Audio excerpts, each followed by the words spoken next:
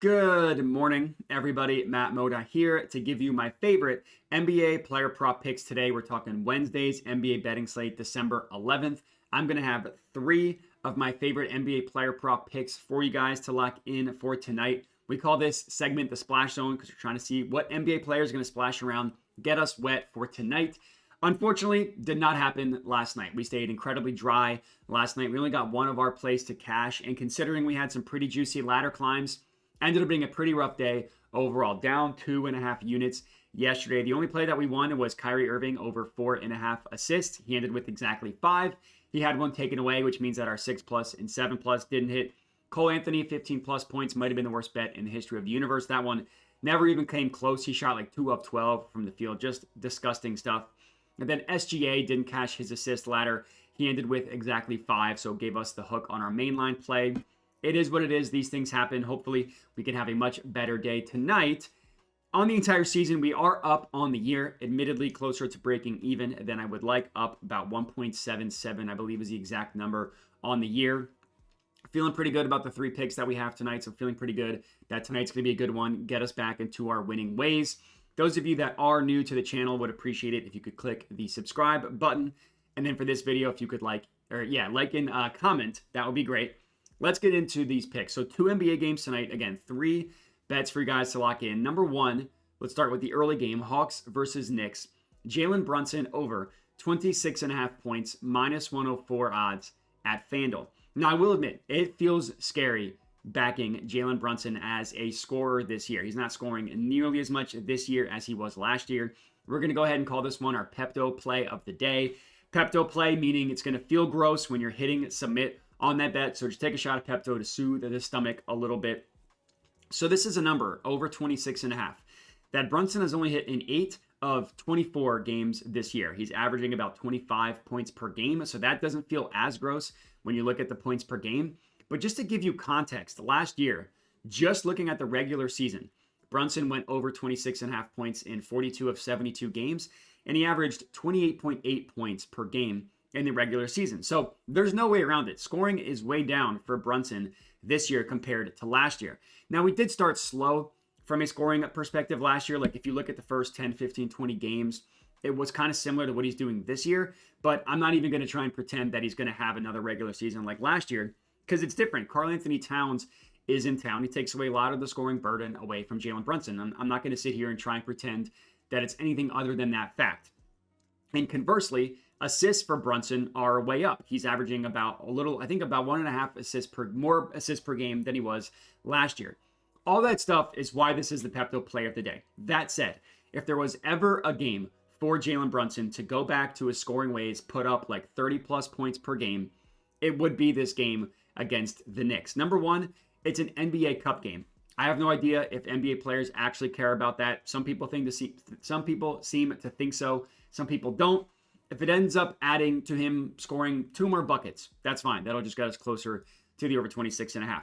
The biggest reason to be on Jalen Brunson for tonight is because of the matchup against the Hawks. If you're just drawing it up on paper, this matchup against the Bucks is about as good as it can possibly, matchup against the Hawks is about as good as it can possibly get for Jalen Brunson. The Hawks allow, number 1, the most points per game to the pick and roll ball handler. Number 1, they also allow the most points per possession to the pick and roll ball handler as well. So teams are running a bunch of pick and rolls against the Hawks.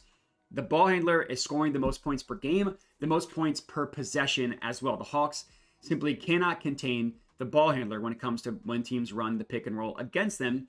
That's a brutal look against Jalen Brunson. Jalen Brunson obviously runs the most pick and rolls on the Knicks, scores the most as the pick and roll ball handler on the Knicks. And just looking at him league-wide, he runs the 10th most pick and roll as the ball handler in the NBA, scoring the 6th most points per game as the main pick and roll ball handler as well. That's point number 1. From there, you look at just where on the court do the majority of Jalen Brunson's shots come from. They come from the above the break three-pointer. That's where the majority of his field goal attempts come from.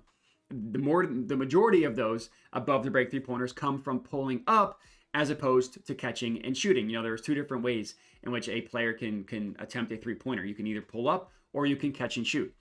Brunson is above the break via pulling up. The Hawks are number 1 in allowing the most made above the break three-pointers, 30 out of 30, along with allowing the most pull-up three-point attempts as well. It's just a perfect matchup for Brunson. Like, you look at where he scores and how he scores, it's running pick and rolls, and it's pulling up from three-point range. Could not be a better matchup for Jalen Brunson to score. So if there's ever a time for him to have one of his classic scoring games, like we saw all the time last year, and that we've seen a couple times this year, like he did just score 31 points against the Pistons just 2 games ago.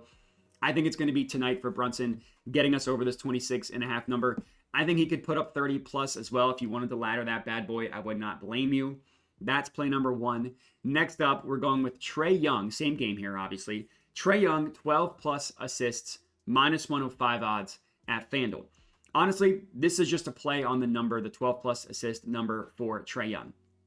Generally, I like to target juicy matchups when I'm looking at these NBA player props. And the Knicks aren't like a bad matchup from a point guard assist prop perspective. They're not necessarily an amazing matchup either. It depends what source you look at. Like props.cash has the Knicks allowing like the 13th fewest assists per game. But you look at other sources, hashtag NBA, which is a dumb website name, but gives good info.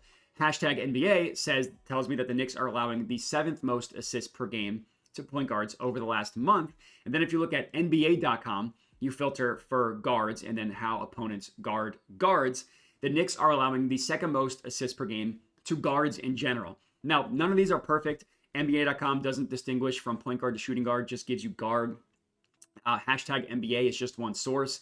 Props.cash is another source. Either way, all this is illustrating here is that the Knicks are definitely not a scary matchup for point guard assist props. And some sources could tell you that they are a juicy matchup, but regardless, not a scary matchup. And you look at the numbers that Trae Young is putting up from a playmaking perspective, absolute smash play on Trae Young to get the 12 plus assists. You look at his last game, he only had 10 assists. He went under by 2 full assists. He had 27 potential assists in that game. 27. That's insane. One game prior to that, he had 20 assists against the Lakers on 28 potential assists. That's over 50 potential assists in his last 2 games. It's insane. He's hit the 12 plus assist number in 5 of his last 10 games. So yeah, 50% hit rate, nothing to write home about. He's averaging over 13 actual assists in that stretch. And more importantly, he's averaging 23 potential assists in that stretch. Obviously, this comes as no surprise to hear that Trae Young leads the NBA in both assists and potential assists per game. And over the last 10 games, he's got about a 56% conversion ratio. So looking at his numbers, there's nothing fluky. It's not like he's had an outlier conversion ratio to get to those assist numbers. Now, he did miss this number last time these two teams played. He had 10 assists, but he had 21 potential assists. I'll gladly take 21 potential assists to get to 12 actual assists. And considering he is ready, he's due for some positive regression. I'm not saying he's due. I'm saying positive regression from having 17 missed potential assists last game. I'm feeling pretty good about it. Last year, he played the Knicks twice, cashed both times, 12 and 17 assists in both of those games. Let's hope he does something similar tonight, cashing this one out for us. That's play number 2. Next up, and lastly, our third and final pick of the video, Warriors versus Rockets. So we're heading to the West Coast game. Alperen Sengun over 5.5 assists, minus 106 odds at Caesar. So not giving out a bunch of plus money bangers in this one. That's just kind of how the board fell. And we're getting such short minus money odds that the value really wasn't there to pump it up a number to get plus odds. So I kept it where it was. Regardless, our last pick of the evening is another assist prop heading to the late game, backing Sengun to get us to 6 plus assists. On the entire season, Sengun's playmaking has been hit or miss. Recently, it's been a big hit. His playmaking has been very, very good recently. He's hit 6 or more assists in 5 of his last 6 games. The one game he missed, he had exactly 5 assists, so he would have just hooked us there. But as always, the most important thing here, look at those potential assists. That's the most important thing.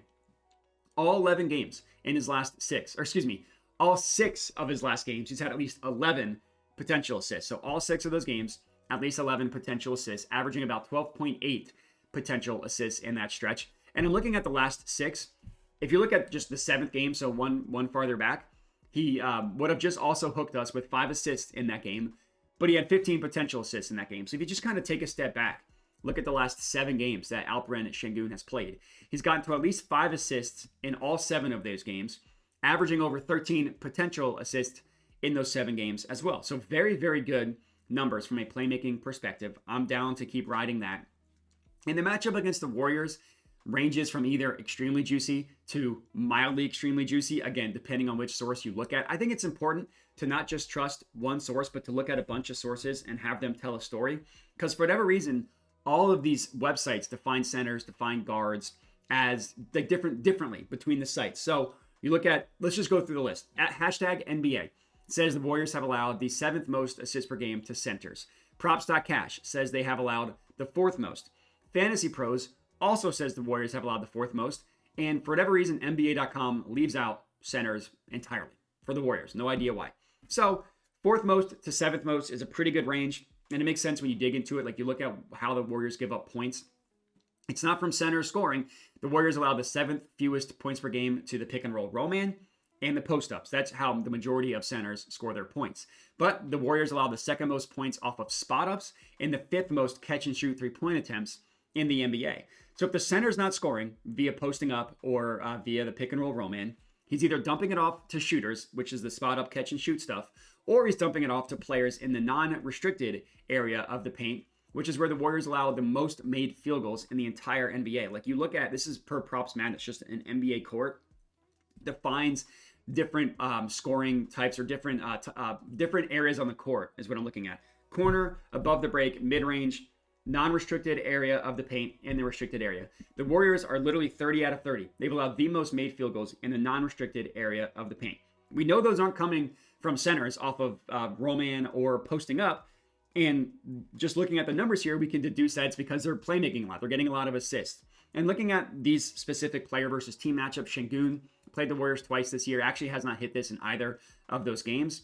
The first game was weird. He only played 21 minutes. His minutes were spotty to begin the season. Not 100% sure why, but that really hasn't been the case recently.